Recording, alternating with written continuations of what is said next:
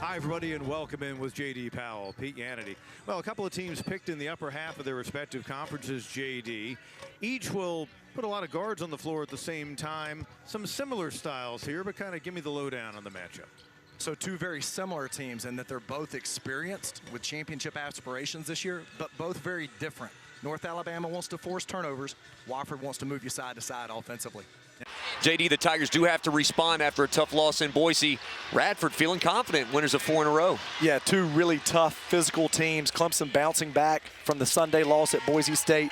Radford winners of 4 in a row, coming in here confident. Two ball clubs, J.D., that really mirror each other. They really do. And if you like offense, you're in the right place today. Two basketball teams that really share the ball well, and they can both shoot it from 3. I think it's the 7 offensive rebounds. They've been able to get downhill. They've been able to get in the paint. That's led to some offensive rebounds that led to the free throw that got them back in the game. And that's what happened with the Boise State Broncos. They got 26 free throws on Sunday. Tigers have got to clean it up there. Let's take a look at stats from the first half here. What stands out to you from this sheet here? Radford 1 assist right now. The Tigers have done a good job guarding the basketball one-on-one. They're staying home with Jarvis Moss. They're not going to help off them.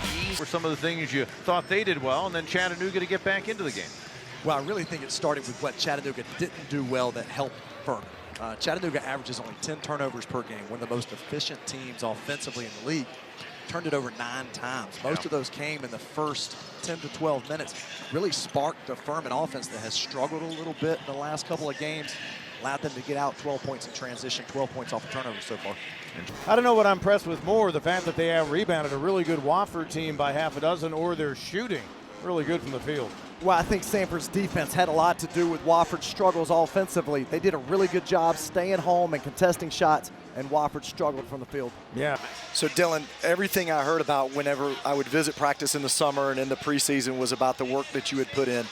And now we talk about you're going into your 3rd season. So that first season, you're just trying to figure it out. Second one, take a step forward.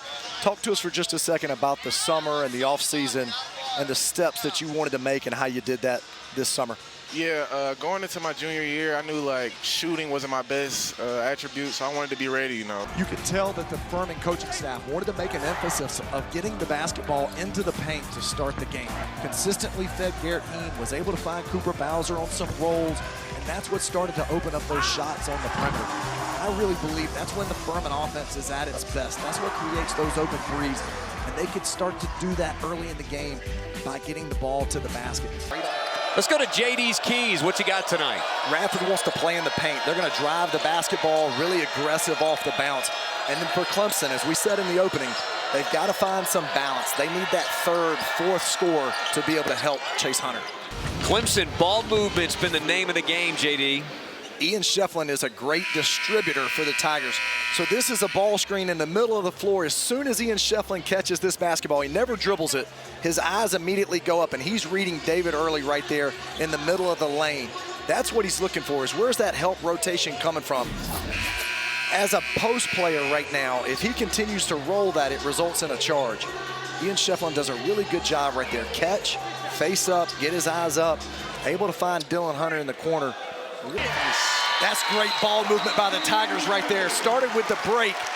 Victor Locken skied for that rebound to start the rebound. They got out, pitched it ahead, got the ball reversed, and then Victor Locken finding Chauncey Wiggins at the rim for the slam. So Radford is going to switch a lot of screening actions from the Tigers tonight. Radford has some old school in the way that they're going to play physical, some 3-around-2 on the offensive end, and then some new school on the defensive end. Very physical, very aggressive, switching ball screens and handoffs just like they did right there. But a really nice ball screen right here. The reversal from Ian Shefflin. Chase Hunter takes his time. Radford is late on the switch, and so he's able to shoot this. But then the post-to-post high-low passing. We talked about it a second ago, but Victor Locken has settled in really well to that role this year of being able to feed the ball high-low. Great finish by Ian Shefflin. Yeah, Darius Nichols is a young star in coaching. Got to spend some time with him today, known him for a long time. Just really impressed with how hard he gets his players to play. And one of the best things that the Highlander staff does, they're going to play 8 to 9 guys double-figure minutes today. And to be able to get your guys to buy into that, is really remarkable, and it speaks to his ability to connect with his players. Wofford and Samford exchanged blows in the early going, but then Jaden Brownell on a 4-for-4 opening half beyond the arc got it going. I think he's the best newcomer in the Southern Conference. Had an outstanding first half, 14 points, 4 of 4 from the three-point line. He can really shoot the basketball and stretched out the Wofford defense, created opportunities for the Samford guards to be able to drive the ball to the rim. Brandon Macklin is just such a dynamic player. He's going to have a great year in the Big South. As I watched him on film this week, his size combined with his skill level makes him so hard to guard. And that's where Radford has a ton of success, when they can get out in transition, which Clemson has been able to limit that tonight. Players like Brandon Macklin are able to get downhill and use their size and their strength to be able to play at the rim. What's going on over there, JD? So I've never seen this before. All right. In my 23 years as an assistant coach and 3 years since. Don't tell me I was wrong about the 7th foul. If you tell me I'm wrong about the 7th foul, I'm walking out of here. Qualk, I would never tell you you were wrong. The officials were wrong. It was not the 7th foul. They shot the free throws. They counted those points.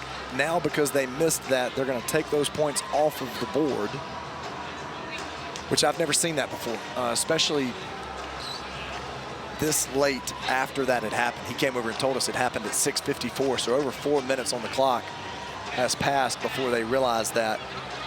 I've never seen that error made and those points be taken back off of the board.